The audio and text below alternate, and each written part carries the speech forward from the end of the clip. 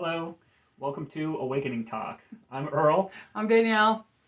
Today we're going to talk about shadow. Our last video we talked about light, and on the opposite spectrum we have darkness, shadow, and all that. So I think I'd start by saying that went through a lot of experiments about what light does and how it interacts with us, how our consciousness interacts with the matter in the 3D world, and proven the existence of Creator and the God and all that.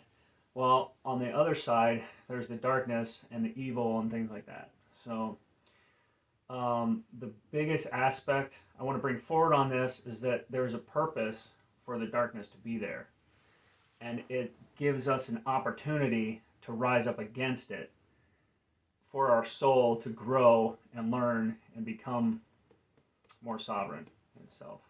So after that, you're going to talk a lot about Shadow work. which is kind of the manifestation of all this shadow in our own bodies and how we can remove it to let more light in. Yep. Okay, so the shadow. The religions talk about God being the light and Satan being the dark, and there's a battle between the two. And basically, what I've come to the conclusion of is that it's all the same, not entity, but the same energy. It's just of a higher vibration or a lower vibration, and the highest vibration is the love energy, the love vibration, and the lowest is like hate and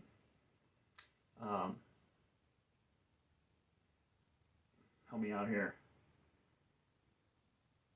Hate, shame, guilt, Right.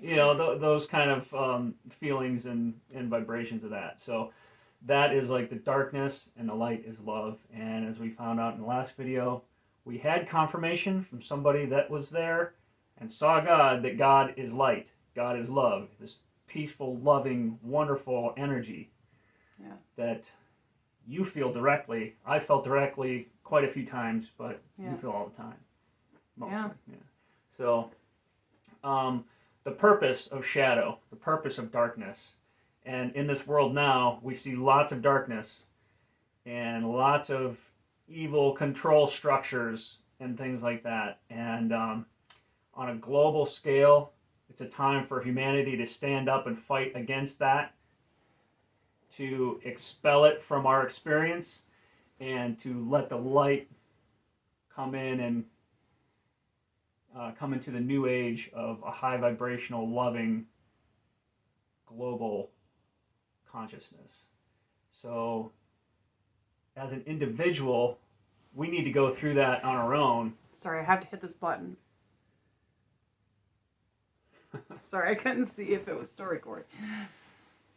So, as an individual, we need to go through this on our own and expel all this darkness. And now that shows up as what the spiritual community calls blocks, because it blocks the light and the energy flowing up and down through your body. So the blocks are the darkness, and they can form as memories or experiences or triggers. You want to talk about triggers? Yeah. Triggers can be anything that bothers you about anything. It's exactly what it is. Something that triggers you, it bothers you, irritates you. It could be so much as if, say he's taking a bite of his food and his teeth hit the fork or the spoon, and it just irritates you and nags you, and you think, "Ooh, I wish you wouldn't do that." And then you think, "Why did that bother you so much?" That's a trigger. That's a block, because there's a reason why it bothers you. Because it didn't bother him. It's not affecting anything day to day. There's no reason why that should bother you. But there is something there. So if it makes you so mad that you feel it inside, this hatred or this anger or something that drives you crazy, that's a block. And then you could follow the blocks back, and you can pinpoint where they started, and that's how it all kind of gets started. And the crazy thing is it can be something that happened, and more than likely, this is the really irritating part, is that the block wouldn't even be about him or eating or him scraping his teeth against the fork or the spoon, or it could have been a memory of something that happened to you when you were like 3 years old that you just finally got back to. Do you know those things where you see like in videos from like, I don't know, like 80s or 90s? And if you're really young, then you have no idea what I'm talking about. But the videos on how, you know, people would blame their parents for everything, you know, and they would blame their childhood for everything. Well, it's true. Everything that we have blocks for, that we are going through now, is for like the first 10 years of our lives. Okay, this is very, very insane. So if you have a massive memory problem, it's a lot of work. So a lot of people refer to these as seed points. This is where the seed of the shadow that you're dealing with was planted, and you have to dig all the way down to get to the bottom of that pit, find out what that seed point was, and then release it. I can give you some very concrete examples from my own experience. One of my blocks has been death, and from an early age, it wasn't so much being afraid to die, it's just having to hear about it. My mom and dad, not my mom actually, my dad's family, side of the family, had a problem with dying. It's been rough. They had a lot of big things happen to them. A lot of family members die at a very young age, and it was a huge block. And always worried about death, always thinking about it, worrying about providing enough money for their family once they were gone, worried about having something to give to somebody, some legacy to give to their children before they died. And it was constantly talking about death. I always thought it was mainly my issue, but it turns out, really, in this instance, it really wasn't. It was something that I was working on through family. And it's a karma is what I've had to work through. This is a part of the block. It's part of something that happened in another life. And that's a whole other discussion about reincarnation and everything like that. And if you don't believe in reincarnation, you can at least sit here and think part of the whole system with blocks and triggers is understanding that there's a possibility for anything to happen and letting it go, and understanding that you have to have an open mind when you go through this. You can't automatically say, I didn't do that. That's not what happened. That can't be true. You have to just imagine what do you always say? Like what if, or yeah, always say what if. That's basically the and, easiest way to say it. Just and, say what if it's possible. Yeah, that's it. Just explore it. You don't have to. You're not signing up for some weird cult or anything like that. You're not like in it for millions of dollars. You just have to think, what if? And once you let go that hold that you have on something, finding these triggers and finding these blocks is so much easier. So, back to this, when I was going through it thinking that maybe my problem with death was just being afraid that my parents would die. No. Maybe it was because my brother died. No, because I know that there's something else. I'm relieved, that we're just not splat and done. That's sort of horrible, I guess. That's a horrible way of thinking.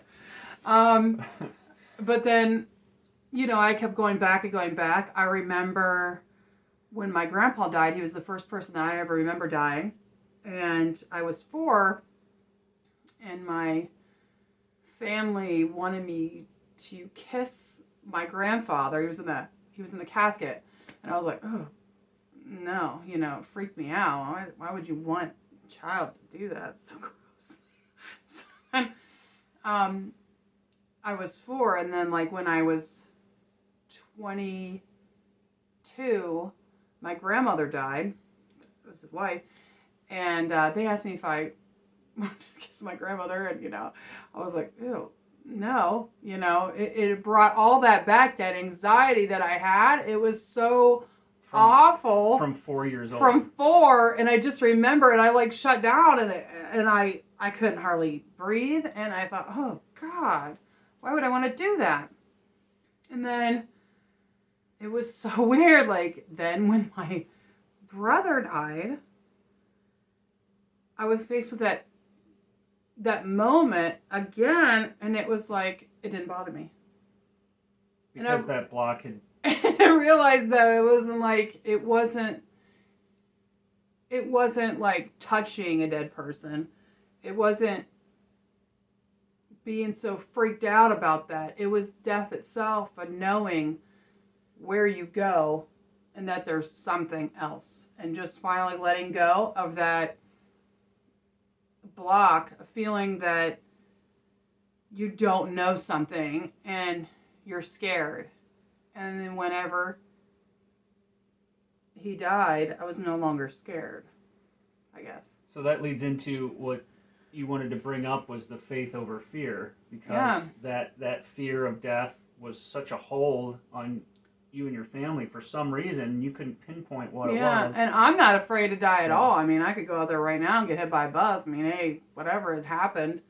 And I know that I'm fine. I'll be floating out there, and waiting to come back in, to experience a better, more higher vibrational earth than we've had to experience this time, this rough go around.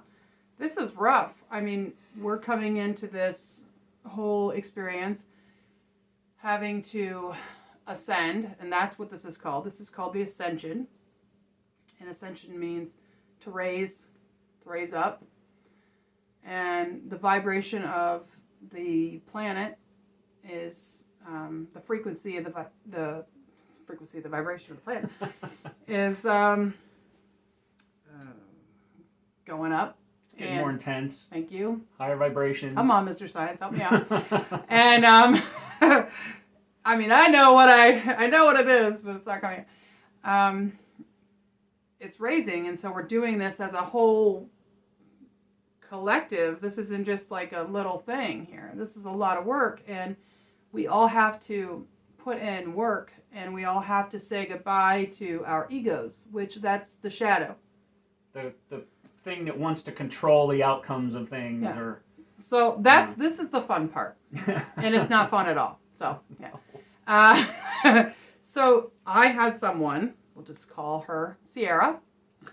Sierra accused me of having an ego, and right away I was like, I don't have an ego. And just kind of got like, whatever. She was really nasty. And this was on a phone conversation. First time I ever talked to this girl. And anyway, I remember being on the phone with her, and it was hilarious because I got Google out on my phone, and as I'm talking to her, and as she's yelling at me and I'm listening to this, I Google, what's an ego? Which, no, this is really important because I didn't know what it was. As you're going through this spiritual stuff and you don't know, like, if you don't know what's going on and someone says something like that, you're like, ego, and you're thinking of, just being egotistical and loving yourself, like... Yeah, I've never loved myself. Stuff. I've never loved myself, so I thought, well, she's full of crap, because look this stuff up. Wasn't it? Just look it up. There's an Ascension glossary. Look up Ascension glossary and go through these terms. If someone says a term you don't know, just look it up. You don't even have to. You don't even have to look that up. Just look it up on Wikipedia. On that, or not Wikipedia. Don't look at Wikipedia. Don't look at Wikipedia. We'll get to that one later. Just look it up in the dictionary. I mean, it's pretty easy if you have dictionary, or just look it up on the internet. It really doesn't matter. But anyway, I looked up what ego was, and I was reading it, and we got off the phone. And I was angry, and I read it, and I was like, oh, yeah, I got that. Which is good, because it's actually so your ego flares up and goes into fight mode, like, oh, that's not me. But then if you're open to it and you say, well, what if it's possible, and you find that it's like, oh, that does kind of describe what's going on, and then you can work on releasing that. Yeah. So speaking of releasing these blocks, the tool to fight against the shadow is forgiveness and gratitude. When it comes down to it, that's the easiest way to put it. So as you're digging into these memories and you keep going back, and I've got a good example here coming up, you feel yourself when you're looking at the seed point, like your seed point as a 4-year-old, you know, and having that programming of your family with the horror of death, like just the destructiveness of like losing somebody. You go back and you think to your 4-year-old self.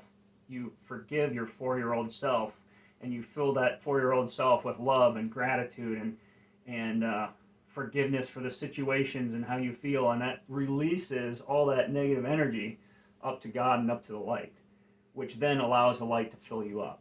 And it kind of sounds crazy. So one of the things that you learn is whenever you first start going through this stuff, it's like you find something.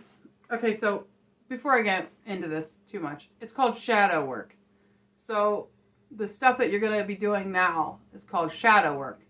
And it sounds kind of weird, and you're thinking, what the heck is that? And we're going to tell you exactly what it is. It's working on blocks. It's working on all those nasty things that are buried deep down inside that nobody wants to see come out. And you're like, well, that's why I buried them. I was the master at burying things. So. Sierra and I had this discussion, okay? And it was, do you want to do it the fast way and get it done? Or do you want to sit there and suffer through it? And I was like, I want to get done. And that's exactly what I did. So shadow work is a journey. And I got this shadow work journal. I used a little bit of it. I didn't use all of it because I was at the end of a lot of my shadow work when I got this. And I had been through a lot of these questions already. But it's I'm actually going to use this throughout. I'm going to show you. I got this on Amazon. It's a prompt journal. And it's actually really nice. And it's actually published by 2020 Intuitive Press. Oh. Anyway, it's about accepting and integrating aspects of ourselves that we see unlovable, unworthy, dark, or shameful. Like if you did a whole bunch of sinning, oh, I hate myself because I lied, or oh, I hate myself because I sold stuff. Oh, I hate myself because I'm greedy. Anything. It could be any dumb thing, okay? And yeah, I know that's not dumb, but it is. Because you're going to feel like a mixture of feeling dumb, stupid. I know it's the same thing. Like, well, you're going to hate yourself. It's such a personal thing because the things that, when we finally opened up about our shadow side and the things that were bothering us, the things that bothered me that I was holding on to were like, you thought were insignificant or it didn't affect you the way. Yeah, I thought it was really stupid. It didn't even like, it was like, why are you worried about that? And when she told me what she was holding on to, you know, and all that worry and guilt and horrible and all that stuff, it wasn't a big deal to me, but it was a big deal to her. So it's like, personally, it can feel like this mountain of stress and responsibility, and you don't want anything to come out. But for an example, I'll just tell my simple block story. Okay. I always got triggered when I got tricked, like pranked or lied to. Like simple pranks just really set me off. I remember in like band camp, they put, you know, whipped cream on my hand and then tickled my nose, and I smacked my face with whipped cream. It made me so angry. Now, there's no reason to get angry at that. It's just a simple prank. But for some reason, I had this anger problem with it. And it you know, in my modern day living, like around the family, any kind of trick or any kind of thing would just really set me off. So part of the shadow work, when I got into it, was I get a memory, and one of the memories was one of the closer ones was the band camp thing in high school. You know, getting a prank. another one, it went back again. There was another memory that came up when I was in middle school, and someone moved my chair to the edge of the deck, and I sat in and it fell over. So that was another prank. And I thought, well, maybe that was it. But then another memory came up, and another one. And like I said, you dig deeper and deeper, deeper down into the pit. The first memory, the seed point, finally got to it, and it's almost like you know it when you get there. And it's like this aha moment, you get there. It was when I was 6 years old, and we were moving from Pittsburgh to California. And my dad was just joking around with me, but he presented it in like this serious way that it would be really cool if we put my bed like in the dresser, and I'd slide it out and I could sleep in there. Well, as a little kid, I thought this was the greatest idea ever. Like, it would be so cool to have my bed inside the dresser. It'd be so neat. And I was just like really getting into it. I was getting really excited. Well, as it went on and on, I realized that my dad was just joking. And it like devastated me as this little 6-year-old kid, and I started crying. And I haven't thought of that memory in, obviously years. And it just seems so insignificant. So why did it feel like as you felt stupid because you believed it? Yeah, because I trusted somebody, and they were like basically lying to me. Now, my dad is a wonderful man. He's a great father, and he didn't know anything. He was just joking around, having fun, with his family. He didn't, think anything of it. But to me, it was a seed point that blocked and set something deep inside of me that never came out until I was 40-something years old. And it seems ridiculous. But some of these seed points do seem ridiculous. But when you can meditatively go back and see yourself as that child, it's called inner child work, and, send that kid love and understanding, but then forgive the person that did it, and understand why they did it. Because here's the important thing too. You can go back and you could see yourself and you could feel that anger, because you will. It's weird, because what he's telling you, like about this drawer thing, to me it sounds ridiculous. Why would you let that... Sounds ridiculous now, Why right? would you let that bother you? Why would that even have any effect? But when you're a kid, when your parents say you're dumb or make you feel stupid or do anything, because there's somebody that you trust and you trust them the most, right? Because those are the people that you trust the most. Any little weird thing out of the normal can completely affect you, just like it did him. And it can make that seed point, that shadow that you need to go down and dig out. And then once I did the, forgive and gratefulness, and so I forgave my father, I filled my childhood self with this feeling of love and gratefulness to my dad for, being the great dad that he was, and forgiving him for, this small little thing on his part. But to me, it was the seed point. It released, and that energy rushed up and out of me, and that shadow, that block came out, and you feel that God love. You feel so much better, like a breath. I think the best way to explain God is the breath, because you feel this. I've told him that moment when you take a big breath and you let it out, and it's like, it's like, oh my gosh, that's God. That's how way it feels. It feels like this massive weight has been off your chest. And then, in the beginning, when you start doing this, also, side note, when he released his dad, he also released a block from his dad, because that block was also stuck on him energetically. So he had a cord. We call those cords. And they're energetically, what was I saying? Energetically, quantumly tied. Entangled, whatever. Okay, so now that one was gone. That doesn't mean all of them are gone, but that particular one was gone. So now, as soon as that happens, guess what? Another one comes. And then when it might not come that day. No. Ours did. I mean, mine were like hitting me like crazy, because apparently I held a lot of grudges. So sometimes what happens, well, they flood you. One will come in, then here comes the next problem, and you're like, oh crap. And then it'll be the next thing, and it'll be something, like I said, something really dumb again. Like maybe you'll be, okay, I'll tell you one of my blocks. I had a baby, I was pregnant, and the baby didn't form. And so we went to the ultrasound, and it was basically an empty yolk sac. Okay, so the baby didn't form, but that was my baby. That was my baby. And my son, I had a daughter, and she was in school at the time during the ultrasound, but my son, he was like 4, and he was going to go to the ultrasound with us to meet his baby brother or baby sister. And he was devastated because he was there and he wouldn't stop repeating it. And then he went and told our daughter, and then she was repeating it. And then I kept thinking about this baby that didn't form and everything. Anyway, I got to think about where I was going with this. There was a point. But anyway, oh, okay, I had this. I'm so sorry. I completely blanked out.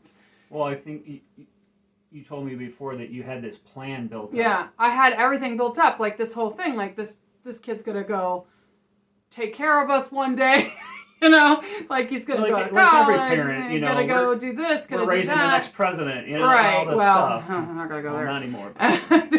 But anyway, we had all these plans, and then I think what the worst part is that coming home and realizing that all those plans just went away. Okay, All right, sorry, we're back. I don't know where we stopped, so I'm just going to go back a little bit. He asked me how I got through the block of the miscarriage.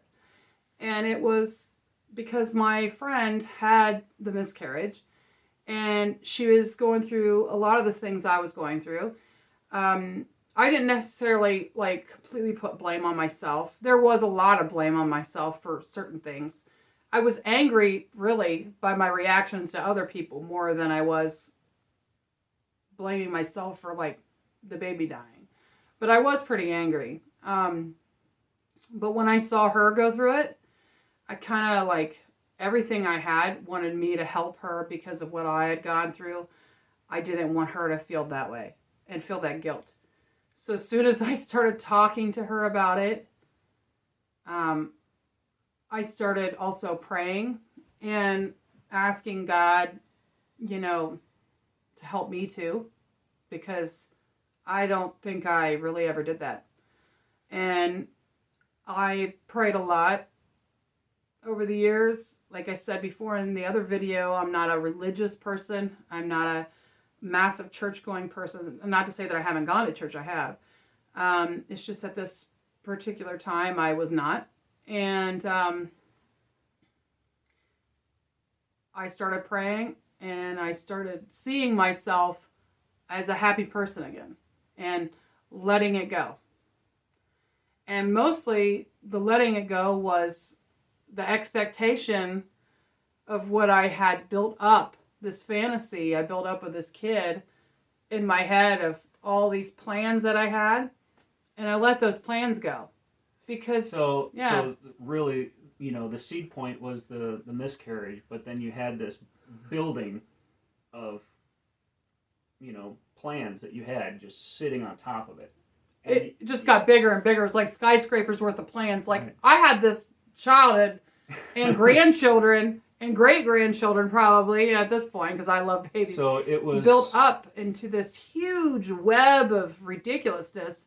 And anybody that's gone through that will know what I'm talking about, because you have this buildup of everything. Oh gosh, I'm so excited. I'm having a little girl. Oh, I get to buy dresses and dress her up, do all this fun stuff. Oh, I'm having a little boy. Ooh, I get to put hats on him and give him a baseball glove and throw him in the mud. I don't know. But, and then all of a sudden it's gone, and you don't even get to know if it was a boy or a girl. And then you don't get to see it. You don't get to know what he looks like or what she looks like or whose nose they're going to have. And then you also have the heartbreak of explaining it to your children. And that was a whole other issue I didn't want to. And then I had talked to my family about it, and then I had to tell them, and I just felt like all eyes were on me, and I just wanted everybody to leave me alone. And at that moment, I started looking at ways to let go of everything. We're here again. We keep running out of space. We ran out of space again. Sorry, I had to delete a couple things off of my phone. So anyway, he was just asking me, was it a cord cutting? So the cords are these energetic ties that we have to these moments in our life or to people. And it was like that, but basically, I never knew that most of my life I kind of used the law of attraction. And it was, the law of attraction is basically, you know, I have these good intentions, these good thoughts, and I bring them towards me, right? So, like attracts like, that kind of thing. So if you think positive, positive things are going to come towards you. If you think negative, negative things are going to come towards you, okay? If you're a negative person, negative things are going to happen to you. If you're a positive person, positive things are going to happen to you. Negative things happen to positive people, but they don't have to keep happening. All right.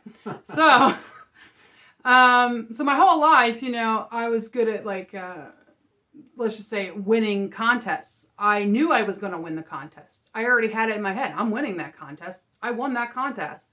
I would picture myself as the winner of the contest. And guess what? I won the contest. And it happened a lot. And I had no idea that I was actually doing anything special or anything like that. So this is how I know it works. And so at this particular moment, when I was talking to my friend and going through all this stuff, I had this like aha moment, this light bulb download just kind of came in. And it was like, picture yourself healed. And I did. I saw myself as a happy person that didn't have any worries about babies. Guess what? At that moment, I couldn't have cared less. And I know that sounds kind of bad, but it was such a relief. And it just left. All those expectations were gone. I didn't care that, I mean, don't get me wrong, it was an awful time in my life, but I was so glad to get rid of it. And I felt good. And I did. I pictured myself as healed, whole, forgiven, and I forgave myself. And I was happy, and it was gone.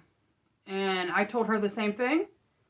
And I've talked to her, you know, a few times since then about it. And she's good. She let it go. And that's how it kind of started with me, knowing that intuitively I was getting these things that were telling me what to do and how to get through them. And if I just believed it, you know, the good things that came through, I'm not saying just automatically believe everything, use discernment, but the things that I knew in my heart that made a lot of sense to me, that really resonated with what I was going through, as soon as I just believed it, it worked. So like, I have a massive amount of faith, and that fear that I had of being a horrible person, or, you know, not being equipped maybe to carry a child, or being a bad person because I kind of wished horrible things on people that had babies. It's pretty bad. But once I let go of all of that anger and that fear, there wasn't anything left of it. I mean, there was just happy stuff. Through this process, you had this horrible experience of darkness. Your soul rose to the occasion and overcame it, and then you were better on the other side of it. Much better. And then, you know, then of course the next thing came in. I felt good for like 5 minutes, and then I was like, oh, and I can't even tell you which one came in at that time, but for a long time there, when the blocks were coming in, they were coming in so rapidly. It was like immediately I would think about something else, and you think, oh my gosh, this girl is so negative. I really am not a negative person, but at that time when the awakening starts, it doesn't want to stop. Especially when you're working on these blocks and you actively do it, and you're thinking, oh, well, maybe I just won't actively work on it. Yeah, well, it just kicks you in the butt anyway. Because it'll get worse. Because if you deny it, it just comes at you at a different angle. And then not only does it come at you and you think about it, but then somebody else will bring it up. And then somebody else. And even the people that you think that don't know anything about it, you'll maybe watch a TV show, and then you'll see somebody just like you that did the same stupid thing you did, and then you're watching it on TV. It's misery, but it's good.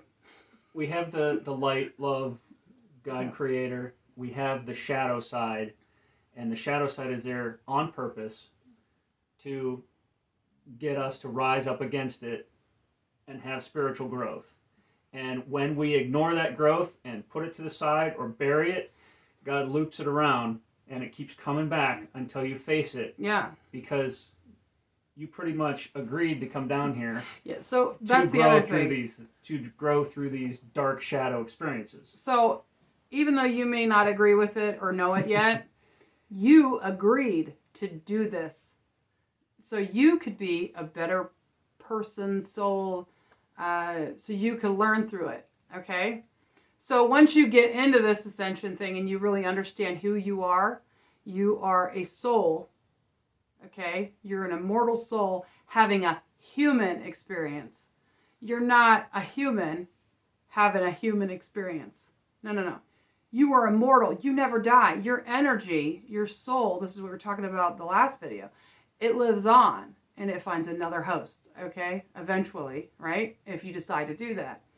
And so also, the other thing with that is all these experiences that you have sort of adds up this karma that you've done. So if you didn't fix it in the other life, it comes to get you in the next one. So let's do it this way. Let's do it. Let's make this the last round. Right. This is the last time. No, you're not going to do this again. So you got to get it done, right? So then when you do, then you aren't like continuing a bad cycle and giving your kids a bad cycle. Because if, say let's just say your mother was a horrible mother. Well, you don't want to be a horrible mother to your child, because your child will then in turn be a horrible mother to their child. And that cycle is going to perpetuate, right? So you have to fix these blocks that you have. So it stops with you. So you're actually learning something. And that's beautiful that you're actually learning something. So it does suck, okay? It really does. It sucks big time. But although it does suck, it's really amazing when you get on the other side of it. So our life, I will say this, it sucked for a good 6 years, okay? And you're not going to have to go through the suck for that long, okay? You're not going to, because we don't have that long to do it. You got to do it now, okay? But we started waking up pretty early. And then when we did, we had no choice but to face it. And then it really sucked because there was a lot to do. And then we're married. And so we can't leave each other, right? Well, we could, but we didn't want to. And that's the whole purpose. We love each other. And we kept secrets upon secrets from each other. He kept secrets from me. I kept secrets from him. I have a vault, and I am good at keeping a secret. It's the things that you just lock away and you don't want the other one to know. We call that the vault. I could keep secrets forever. I'm amazing. So the problem with that is I am amazing, and then it's like, wow, I have the mother of all bombs to give to you. And then I had to tell him, and that really sucked. And so, yeah, even though it's tough how do we get through it? With forgiveness and gratefulness. Yeah, and you have to. Yeah, and absolutely. Somebody told me, and it was really great, they're like, okay, and I don't know who it was, it might have been Sierra. But it was one of those things, and I've seen it probably written on a pillow somewhere, but it was see God in everything, because God is in everything. So even the crappiest situations, the crappiest person, the crappiest everything, God's there. Seek God in everything. And then it's easier to forgive. And just know you are not perfect, and no one else is. So you cannot have this judgment. It's unfair because you don't know my situation, and I don't know your situation. I don't know how you grew up. You don't know how I grew up. I could be like, a movie star, and you think I have it easy, but a lot of those movie stars, they're not happy. You don't know what they had to go through to get what they did, or get what they have. And just like, even though I think a lot of the stuff that he had to go through was like really stupid and easy. Mm-hmm. And I thought her stuff was stupid and easy. He thought my stuff was stupid and easy, and I was like, what the heck? It was not. And he was like, what the heck? Mine was really difficult. Yeah. And even though we thought that, it was so hard because we weren't living in each other's experience. He wasn't living the way I lived, or thinking the thoughts that I thought, or being around the people that I had to be around. Just like I wasn't doing the same thing. And I didn't know. And especially, it's also different, being a feminine energy, he's a masculine energy, and having to have all those expectations. Women that are watching this, how we had to grow up. How we had to, this patriarchal society. And I'm not a feminist by any means. At all. In fact, I've been annoyed by all that. But here's the thing. I also want to be treated equally, but not really. It's weird. Anyway, I want people to open up doors for me. I just want people to be nice, And I think that's the bottom line is like, people just be nice. Yeah, stop. That mean people suck thing from like a long time ago. Yeah, just stop it. So be nice. Don't let people force you to do anything. Stand up for yourself. Don't be a victim. But if people are victimizing you, it's part of your soul growth from that stress to stand up to it and rise above it. I think we should talk about victims. We should do that in another video because it'll go too long. But I guess in this one, just to bring the awareness that there's the light, there's the dark, and we need to, within ourselves, remove the shadow to let more light in. And collectively, we're going through this dark night of the soul that we'll get into in another video as a whole people on the planet, going through our shadow work, and you can see it everywhere. And we need to rise above it, stop being victims, overcome it, and then through forgiveness and gratefulness, move on from this and become the wonderful society that we know humans can produce on this planet. So, that's exactly. Let's leave it on that. Yeah, that was really good. I don't think I can top it. I know I can't. But I just want to add one thing. Oh, I should have. Well, I know I should have stopped. But that's my problem. So the only thing, and now I totally forgot because I was bragging. I might have to edit this part out. No, I'm not going to. I'm going to leave it there. I'm not ashamed of it. I don't remember what I was going to say at all. Okay. So that's it. So thank you so much for guys. joining us.